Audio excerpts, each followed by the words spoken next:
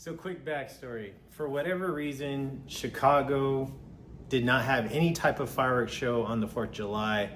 But today, July 5th, they are actually having a fireworks show at the Navy Pier.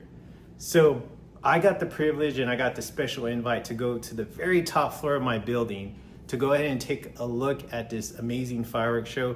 But also, from what I know, I heard that the view up there is breathtaking, absolutely amazing.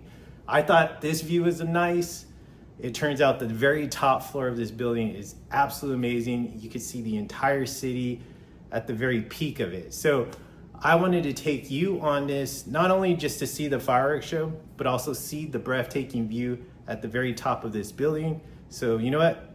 I'm gonna go up there, relax, have some drinks, and then at the very end, I'll go ahead and start filming in terms of you'll see the night footage of the city, but also some B-roll footage of the fireworks show.